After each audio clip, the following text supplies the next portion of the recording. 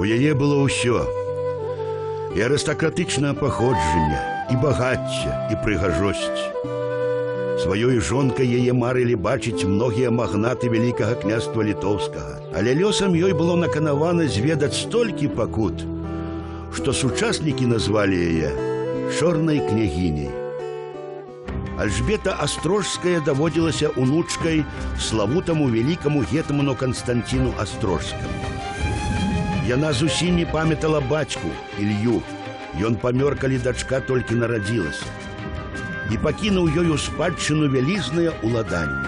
Ці трэба казаць, што калі дзяўчына дасягнула шлюбнага ўзросту 14 гадоў, у двор да іх сям'і зачасцілі сваты.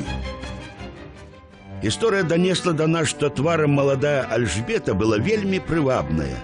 Але не гэта ў першую чаргу цікавіла патэнцыйных жаніхоў, а той пасаг, што мела маладая князёўна. Аднак маці дзяўчыны, Беата, не спяшалася выдаваць яе замуж. Пакуль яна апекавалася ёй, мела права распараджацца маёмасцю дачкі. Спадчына Астрожскіх прыцягнула ўвагу і маладога князя Дмітрыя Сангушкі, вядомага авантурыста. Атрымаўшы, як і ўсе, адмову, ён аднойчы на чале ўзброенага атрада ўрываецца ў маёнтак, дзе жылі Альжбета і Беата, і гвалтоўна выкрадае маладую князёўну.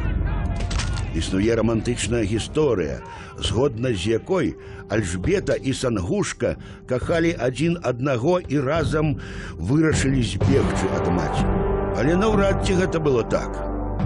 Князь мог спакусіць маладую дзяўчыну салодкімі рэчамі пра каханне, але сам ён ставіў перад сабой канкрэтныя мэты.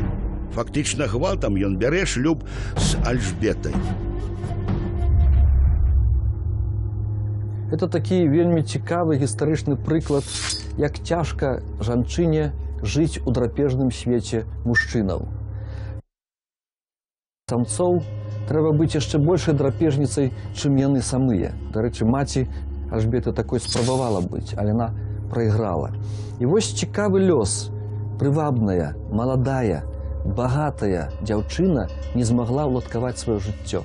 Яна стала проста забаўкай, лялькай у руках прэтэндэнтаў на яе багацце, которые рабілі, што хацелі, былі магнатамі.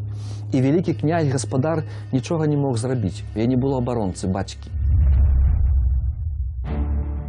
Пасля гэтага ўчынку Дмітрый Сангушка загадам вялікага князя быў абвешчаны па-за законам. Ён амаль паспеў вывесці Альжбету за межы вялікага княства, калі родзічы Беаты знайшлі іх. Сангушка быў забіты, а Альжбета вярнулася да маці. Цяпер ужо сам кароль і вялікі князь вырашыў умяшацца ў справы сям'і Астрожскіх. Пры пратэкцыі Жыгімонта Аўгуста ў 1554 годзе Альжбета Астрожская была абвенчана з польскім графам Лукашам Гурскім. Але Беата таемна вывозіць дачку ў львоўскі дамініканскі кляштар і шле ганцоў да князя Сямёна Слуцкага, прапаноўваючы яму руку сваёй дачкі.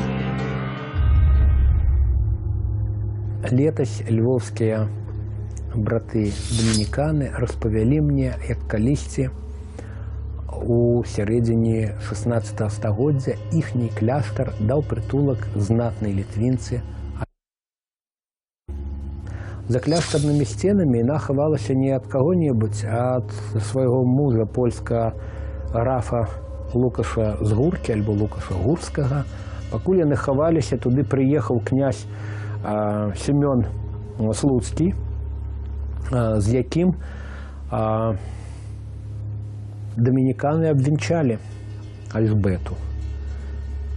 Пакуль это венчанне адбывалася, кляштар ужо быў узяты в аблогу вайсковым аддзелам Лукаша Гурскага, і аблога была доўгай. Калі вада скончылася, монахі адчынілі браму і выдалі Альжбету, і якую муж за такія учынкі па сутнасці пасадзіў пад хатні арышт. Беата ж, каб не аддаць Лукашу Гурскаму пасаг дачкі, у 1564 годзе бярэ шлюб з польскім магнатам Альбрэхтам Ласкім і адпісвае яму усе маёнткі, што былі ў сямейнай спадчыне. Гэта была яе фатальная памылка, бо Ласкаму толькі тое было і патрэбна. Фактычна ён садзіць жонку пад хатні арышт, і болей яна не мае дачыненняў да сваёй былой маёмасці. Сама ж Альжбета вольнае жыццё атрымала толькі пасля смерці графа Лукаша у 1573 годзе. Разам з дзядзькам Канстантінам спрабуе адсудзіць правы на маёнткі, падараваныя Беатай Ласкаму, але беспаспяхова. Болей Альжбета замуж не выйшла. І згодна паданню, канец жыцця правяла ў астрожскім манастыры ў малітвах. Яе лёс па трагізме можа нагадаць гісторыю Барбары Радзівіл, але ў адрозненні ад яе Альжбета так і не зведала сапраўднага ўзаемнага кахання.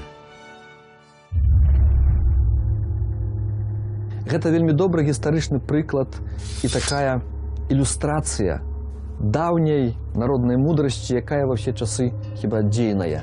Не нарадзіся багатай і прыгожай, але нарадзіся шчаслівай. Вось якраз Альжбета сведчанне таго, што багацце, прыгажосць не заўсёды даюць шчасце. Чорная княгіня. Так у канцы жыцця называлі Альжбету Астрожскую. Магчыма, за чорную манаскую апратку, а магчыма, за трагічны лёс тых людзей, з якімі яна была побач, і за паламанае жыццё самой апошняй князёўны роду Астрожскіх.